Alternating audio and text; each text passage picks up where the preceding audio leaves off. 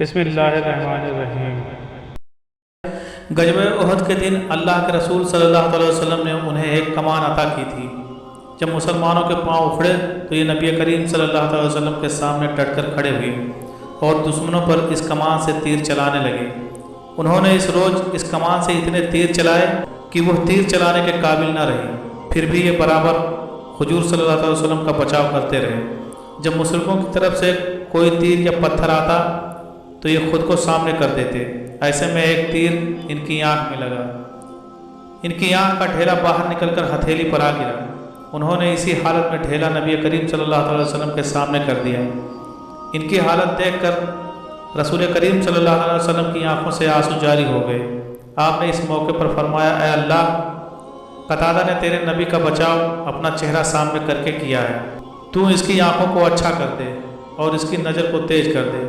یہ فرمایا اور اس ڈھیرے کو اٹھا کر آپ صلی اللہ علیہ وسلم نے اس کی جگہ پر رکھ دیا۔ اللہ کی قدرت کی آنکھ بالکل درست ہو گئی، بلکہ پہلے کی نسبت زیادہ روشن ہو گئی اور زندگی بھر اس میں کوئی تکلیف نہ ہوئی۔ مدینہ منورہ میں ایک رات آسمان پر گہرے بادل چھا گئے، ہر سو تاریکی ہو گئی۔ نبی کریم صلی اللہ علیہ وسلم نے نماز کے لیے نکلے تو ہر طرف اندھیرا تھا۔ اس تاریکی کے عالم میں لوگوں نے گھروں میں ہی نماز ادا کر لی تھی، لیکن مسجد کے ایک کونے میں ایک صاحب موجود تھے۔ بجلی چمکی تو رسول اللہ صلی اللہ علیہ وسلم نے انہیں دیکھ لیا اور فرمایا، قتادہ کیا تم ہو؟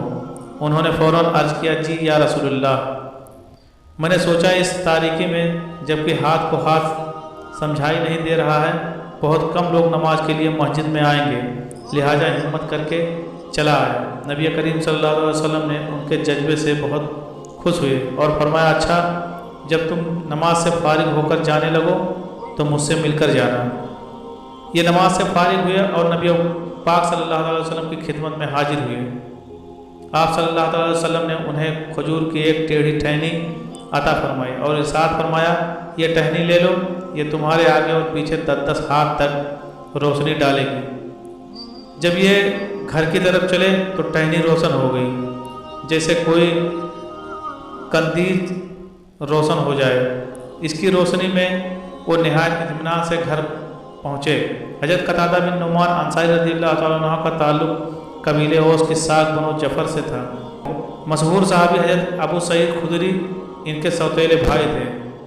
آپ بیت العقبہ سے کچھ پہلے یا بعد ایمان لائے، غزوہ بدر میں شریک ہوئے۔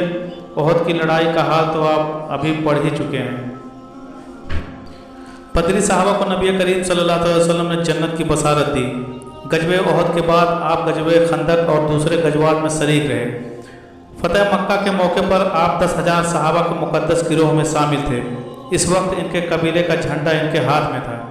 فتح مکہ کے بعد حنین کی خریجی لڑائی ہوئی اور یہ لڑائی بنو حوازن بنو ثقیف کے جنگجو قبائل سے ہوئی تھی۔ انہوں نے مکہ والوں کی جاگیروں اور باغات پر قبضہ کر لیا تھا اور کچھ دوسرے قبیلوں کو بھی ساتھ ملا لیا تھا۔ اس طرح یہ لوگ ایک بڑے لشکر کی صورت میں مکہ کی طرف بڑھے۔ نبی کریم صلی اللہ علیہ وسلم کو اطلاع ملی تو آپ 12,000 مسلمانوں کے ساتھ ان کے مقابلے کے لیے نکلے۔ ایسے میں لشکر کی بڑی تعداد دیکھ کر کچھ مسلمانوں کے منہ سے بے خیالی میں یہ الفاظ نکل گئے، آج کے دن ہمیں کون شکست دے سکتا ہے؟ اللہ تعالیٰ کو یہ الفاظ پسند نہ آئے۔ چنانچہ جو ہی اسلامی لشکر حنین کی وادی میں داخل ہوا، وادی کے دونوں طرف چھپے ہوئے دشمن نے ان پر تیروں کی بارش کر دی۔ بنو حوازن یوں بھی گجب کے تیر انداز تھے، ان کی تیروں نے مسلمانوں پر قیامت ڈھا دی۔ پھر وہ اپنی جگہوں سے نکل کر ان پر ٹوٹ پڑے۔ اگلے دستے میں زیادہ تعداد مکہ کے نئے مسلمانوں کی تھی، وہ بوکھلا کر پیچھے ہٹے۔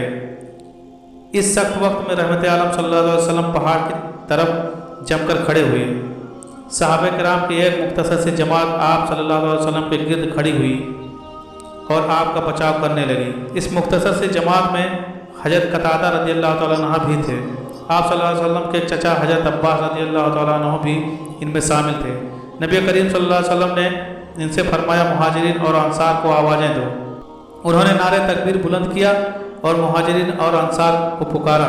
بس اس آواز کا کانوں میں پڑنا تھا کہ مسلمان پلٹ پڑے اور میدان جنگ کا نقشہ بدل کر رکھ دیا۔ حضرت قتادہ رضی اللہ تعالیٰ عنہ اس دن بھی غزوہ احد کی طرح چمک کر لڑے۔